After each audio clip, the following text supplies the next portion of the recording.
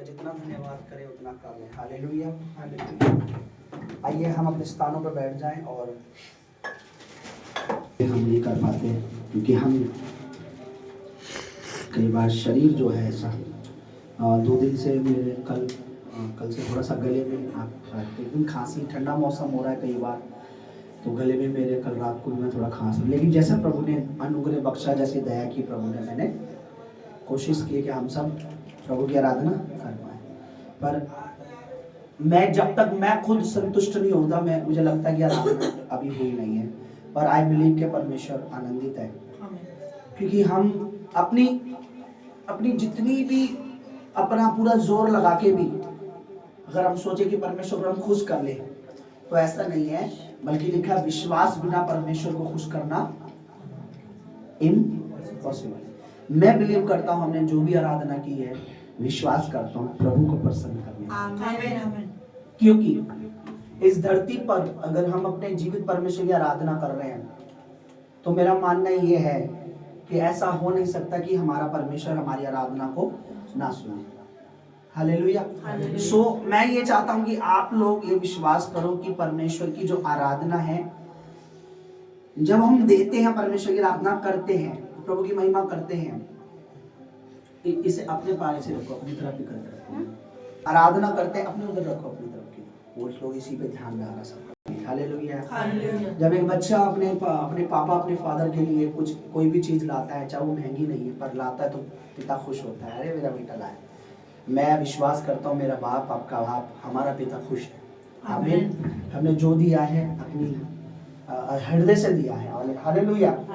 ऐसा नहीं है मेरा मन नहीं करता। इतने गीत है ना परमेश्वर के, मैं कभी रोता हूँ कि खुदावन कि हमारे पास बजाने वाले नहीं है, हमारे आराधना करने वाले लोग नहीं है। कई बार इन जवान बेटों को देखता हूँ, लड़कों को देखता हूँ कि खुदावन ये पर डेलिकेट होना पड़ता है इनके लिए। अगर कोई साज सीखना है, गिटार सीखना है, अंदर एक मन होता है ना। आजकल बच्चों का मन शैतान ने हर लिया है, फोन की वजह से हर लिया है ना, गेम की वजह से हर लिया है। पहले क्या होता था, जब आज से 15 साल पहले, 2009 की बात बता रहा हूँ, 2005 में जब मैं प्रभु में, लोग आते थे चर्च में, उन्हें गिटार सिखाया जाता था, उन्हें कोंगो सिखाया जाता था उन्हें, और बाद में वही लोग चर्च की वर्शिप टीम करते थे, वर्शिप करते थे बच्चे। और आजकल ऐसा नहीं है। दुआ करो कि कलीसिया से लोग तैयार हो, आराधना के लिए तैयार हो, वर्शिप के लिए तैयार हो। पर इसके लिए क्या होगा? दुआ के साथ डेलिकेट अपने आप को समर्पित करना होना पड़ेगा। हालेलुया। जैसे मैंने अभी बताया शुरुआत में कि प्रभु ने, जब मैंने प्रभु से कहा, प्रभु मैं जीवन भर तेरे लिए गाऊंगा, बजाऊंगा। सच में परमेश्वर कई बार चाहता है कि हम बाहर से मांगते, परमेश्वर कहता है सुन, तेरे घर में है, तो अपने घर से। देखिए, जब एक विधवा थी और उसके पास एक कुप्पी मैदा था और कुछ तेल था, तो परमेश्वर के दास ने नहीं बोला बाहर से परमेश्वर तेरा इंतजाम करेगा, तेरे घर में ही तेरे मटके क्या रहेंगे। कई बार हमारे घर के लोग ही तैयार नहीं होते हैं, हमारे बच्चे ही तैयार नहीं होते, तो सेवा छोड़, जो टाइम उन्होंने जो साल प्रभु की सेवा में देना है, प्रभु ने उनसे चाहे कैमरे पे सेवा लेनी है, चाहे ढोलक पे लेनी है, चाहे हारमोनियम पे लेनी है, चाहे कुछ भी है, वो साल उनके सेवा के होते हैं। क्योंकि जब हम सेवा में अपने जीवन देते हैं, तो हम बुढ़ापे तक क्या खाते हैं? फिर मेवा खाते हैं, सुख भोगते हैं। क्योंकि ये टाइम है आपका और मेरा कि हम सेवा करें, प्रभु के सेवकाई में टाइम दें, अपनी एजुकेशन को प्रभु के लिए यूज करें। हो सकता है कि तुम्हें आज के दिन के लिए खुदा ने आपको पढ़ाया है, हो सकता है आज के दिन के लिए आपने वो काम जो आपको आता है, वो हुनर प्रभु ने अपने लिए तुम्हें दिया हो आज के दिन के लिए। कई बार हमें भविष्य का नहीं पता होता। परमेश्वर माँ के गर्भ से भी कई बार हमें चुनता है और हमें वो ही टैलेंट देता है जिसमें उसे हमें यूज करना होता है। हम सोचते हैं कुछ और। कई लोगों को परमेश्वर ने फोटोग्राफी के लिए, देखो बचपन से उन्हें फोटो खींचने का शौक, प्रभु चाहता है ये आए और सेवा में उस काम को करें। पर लोग क्या कहते हैं, अपना वे जो है, अपना ट्रैक जो बदल लेते हैं, और उसके बाद वो हार्डली पूरी जिंदगी हार्ड। मेरा मानना यह है कि अगर मुझे 70-80 साल भी इस पृथ्वी पे जीने हैं, तो शुरुआत के जो साल है मैं अपने प्रभु को दे दूंगा, तो बाकी साल मैं आनंदित रहूंगा। क्योंकि कुछ साल हमारे बोने के होते हैं और कुछ काटने के होते हैं।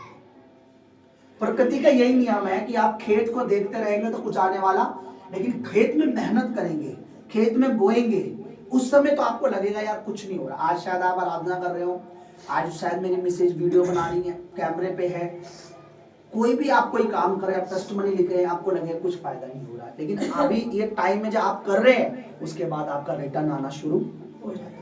ये बात सच कह रहा हूं मैं आपको विश्वास नहीं होगा। जब मैं बाइबल रीड करता था, जब मैं बाइबल पढ़ता था ना, मुझे नहीं पता था, मैंने इस मनसा से बाइबल पढ़ना, लगातार बाइबल नहीं पढ़ता था, मैं बहुत देर तक परमेश्वर के वचन में बैठा रहता था, मेरा मन खो रखा था प्रभु के वचनों में, पूरा ऐसा मन लगा रहता था मेरा। आप मुझे बोले पूरे दिन प्रभु का वचन पढ़ो, पढ़ लूंगा, कोई और काम करोगे, नहीं लगता था। तब मुझे इतना पता ही नहीं था कि मैं पूरे दिन क्यों पढ़ रहा हूँ बाइबल। सच में मुझे पता नहीं था भविष्य में मैं पास्टर बनूंगा, मेरे को रियली पता था कि मुझे अगुआ बनना पड़ेगा। लेकिन हमारी तैयारी क्या होता है, बचपन से हमारी एक ऐड आती है ना, हॉर्लिक्स की चीज की तैयारी जीत की, बचपन से ही तैयारी जीत की। तो जीत की जो तैयारी बचपन से ही प्रभु ने, जब मैं प्रभु में आया, प्रभु ने मेरी तैयारी करी और बाइबल में मेरा मन लग गया। वचन पढ़ते रहना, वचन पढ़ते रहना, वचन पढ़ते रहना, ये पढ़ना, वो पढ़ना, ये पढ़ना, ऐसे खो जाता था कि जैसे मेरे सामने सब कुछ हो रहा है।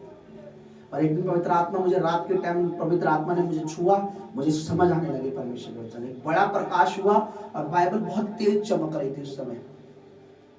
और उस दिन से मेरी बुद्धि में झटका लगा, मेरे यहाँ पर कुछ बहुत तेज झटका था वो, एकदम जैसे मेरी आंखों में ऐसे जैसे कोई बंद होती है ना, किसी को पहली बार रोशनी मिलती है, तेज चमक आई मेरी आंखों में, ऐसे करके यूं करके मुझे दिखने लगा। उस दिन से मेरी बुद्धि खुली, मेरे को वचन समझ आने लगा। इसीलिए प्रभु चाहता है कि हम आज जो कर रहे हैं ना, आगे परमेश्वर उसका प्रतिफल दे। बोलो हालेलुया। प्रभु का वचन किस लिए, मुझे बताइए। जो बाइबल आपके हाथ में है, जो वचन आपके दिलों में छिड़का जाता है, जो बीज आपके दिलों में छिड़का जाता है, मुझे बताइए परमेश्वर का वचन किस लिए, फिर हम आगे बढ़ेंगे आज। हाँ, और बोलो कोई।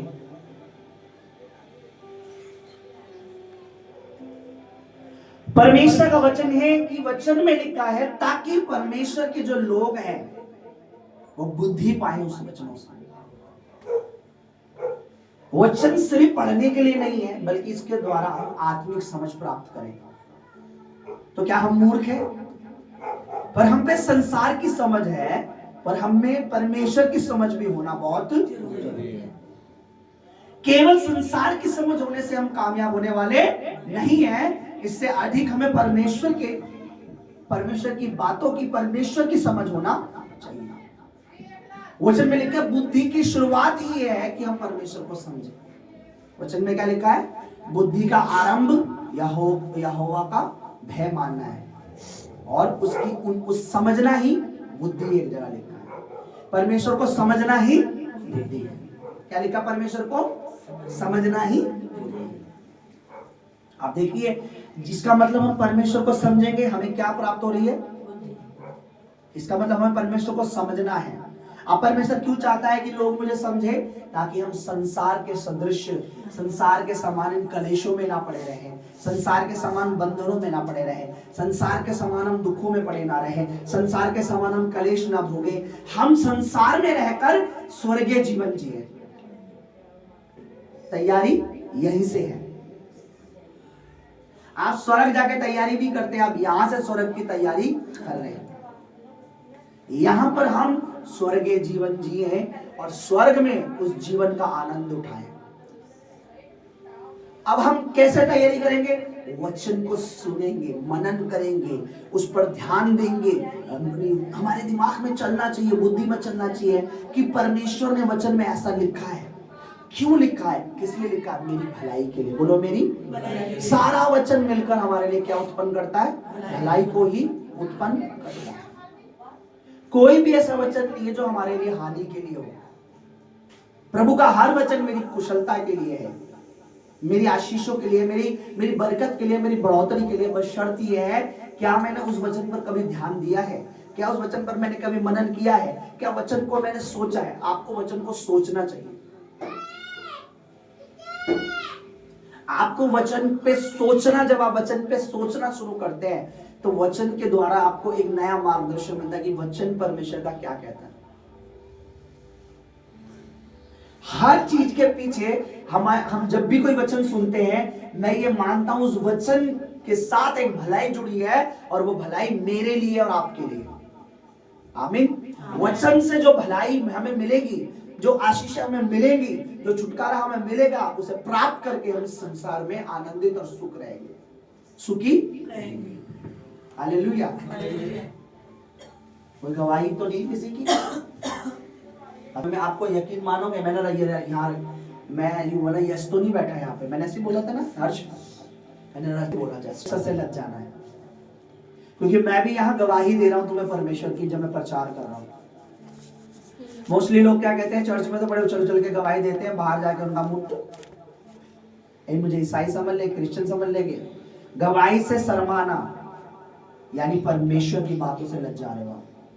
और प्रभु ने कहा जो मेरी बातों से इस पृथ्वी पर लग जाएगा, स्वर्ग में मैं भी उसे कहूंगा भाई मैं भी तुझे देख के शर्म आ रही मुझे।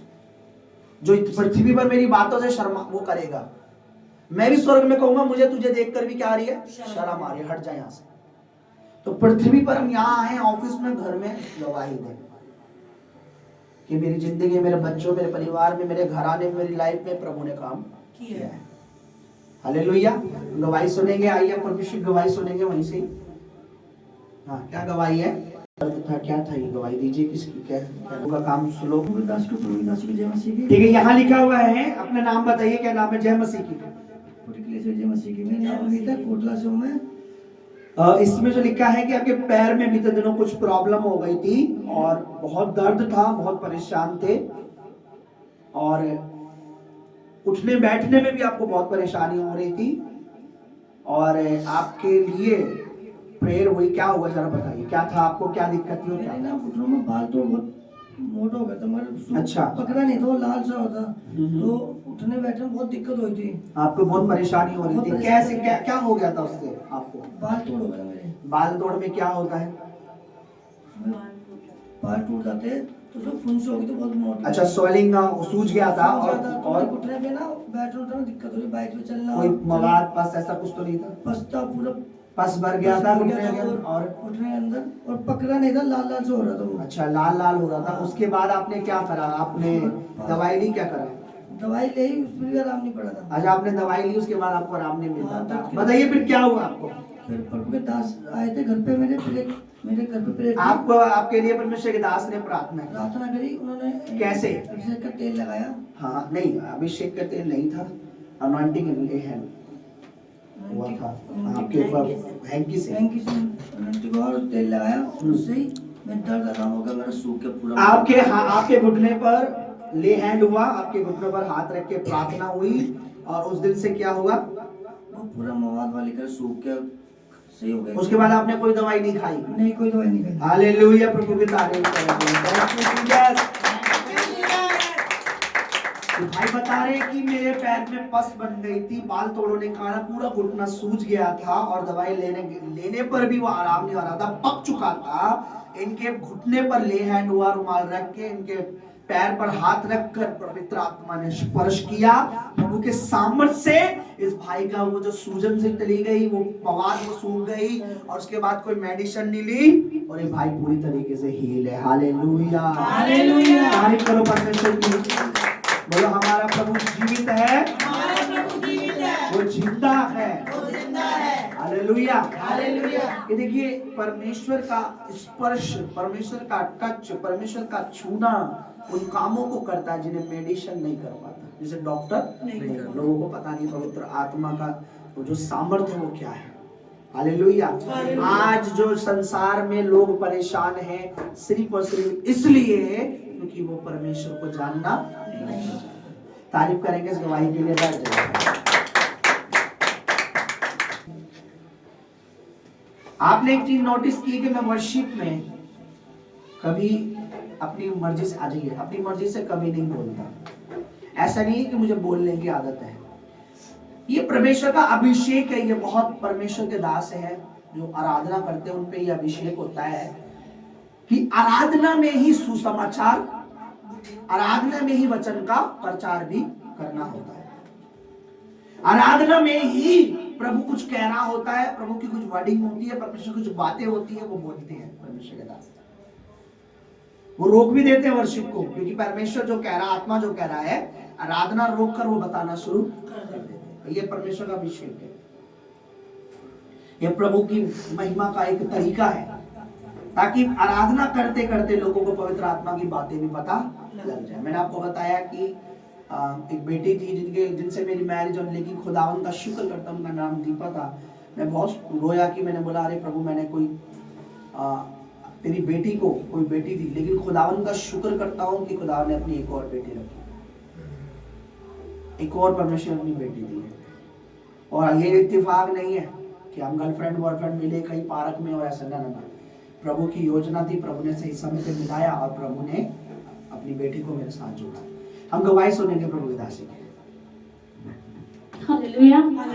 मैं प्रभु का धन्यवाद करती हूँ कि मुझे फिर से परमेश्वर ने मौका दिया शैतान को लज्जित करने का। आमीन, आमीन, आमीन। और सच में जब हम गवाही के साथ खड़े होते हैं तो दुष्ट को लज्जित करते हैं। यीशु मसीह के नाम में मैं प्रभु का धन्यवाद करती हूँ कि शुक्रवार की बात है जब हमारी फास्टिंग प्रेयर यहाँ पे हो रही थी, तो तब मुझे रात को शुक्रवार से पहले मुझे मतलब बहुत मेरी 2 दिन से तबीयत खराब थी। मेरे बॉडी में बहुत दर्द हो रहा था और मेरे गले में और नाक में, और मुझे मतलब ऐसा हो रहा था, बहुत हरारत हो रही थी। मैं कह रही मैं प्रभु आज तेरे भवन में वीडियो कैसे बनाऊंगी, मेरी तो हिम्मत ही नहीं हो रही है। मगर मैंने बोला प्रभु ये तेरा काम है, ये तेरा कार्य है, करूंगी मैं, उस दुष्ट को लज्जित करूंगी, चाहे कुछ भी हो जाए मैं खड़े होकर तेरा काम करूंगी। मैं प्रभु का धन्यवाद कर रही हूँ। मैंने जैसे न कैसे करके खड़े होकर परमेश्वर ने मुझे बल दिया और मैं खड़े होकर मैंने परमेश्वर का काम किया। और सच में जब परमेश्वर के दास ने मेरे लिए प्रेयर करी तो परमेश्वर के दास उससे पहले मुझे कहते मैं आपके लिए गोली लिया, और मैंने कहा नहीं, मुझे फीवर भी बहुत तेज हो रहा था। मगर मैं प्रभु का धन्यवाद करती हूँ कि परमेश्वर के एक टच किया, परमेश्वर के दास ने जब मुझे मेरे लिए प्रेयर करी, परमेश्वर के आत्मा ने मुझे छुआ और सच में जो मेरा फीवर था, जो दर्द था, पेन था, प्रभु यीशु के नाम में वो चला गया। मैं प्रभु का धन्यवाद करती हूँ, थैंक्स करती हूँ। सच में परमेश्वर के दास एक बात कहते हैं हमें कि चाहे हम बीमार हो चाहे तकलीफ में हो। बहुत से लोग क्या करते हैं जब बीमार होते हैं ना तो घर पे बैठ जाते हैं, वो सोचते हैं कि हम घर पे लेट के हमारा दर्द दूर हो जाएगा या हमारी तकलीफ दूर हो जाएगी। मगर नहीं, जब हम परमेश्वर की उपस्थिति में आते हैं, परमेश्वर की हजूरी में आते हैं, तो वो बंधन टूटते हैं जो दुष्ट बहुत सी बार रुकावट करता है। मगर मैं प्रभु का धन्यवाद करती हूँ कि मैं प्रभु के भवन में थी और परमेश्वर के सामर्थ्य ने और परमेश्वर ने जो अपने दास को जो विशेष जो सामर्थ्य दिया है, उसकी वजह से मैं प्रभु का दास का भी और परमेश्वर की आत्मा का भी धन्यवाद करती हूँ, थैंक्स करती हूँ। सारी महिमा प्रभु को जाए, सारी महिमा प्रभु को जाए, सारा आदर प्रभु को मिले, क्योंकि प्रभु की वजह से आज हम ये कर पा रहे हैं। ये जो पॉसिबल हुआ है ये प्रभु की वजह से है। Hallelujah, hallelujah. और जब आप इधर आए तो सही निकाल, ठंडे तो नहीं हो गए? क्या कह रहे भाई साहब, बहुत टाइम हो गया है। ठीक है, एक बार खड़े हो जाए आप सब लोग, जल्दी से खड़े हो जाए, जल्दी से हालेलुया बोले, जोर से बोले हालेलुया, हालेलुया। जल्दी से खड़े हो जाए, क्विकली, जल्दी फटाफट, कोई पीछे ना रहे, कोई हारे ना किसी से। सभी बोले हालेलुया, हालेलुया। फिर से बोले हालेलुया, हालेलुया। बोले प्रभु मेरा जीवित है, प्रभु मेरा जीवित है, मैं भी जिंदा हूँ, मैं भी जिंदा हूँ। आज मैं उसके वचन से भरकर उस शैतान का अंधकार का सामना करूंगी और मैं जयवंत हूँ। बैठ जाइए, आपकी कमर भी बीच में से ऐसा सीधा करवा दो तो अच्छा है।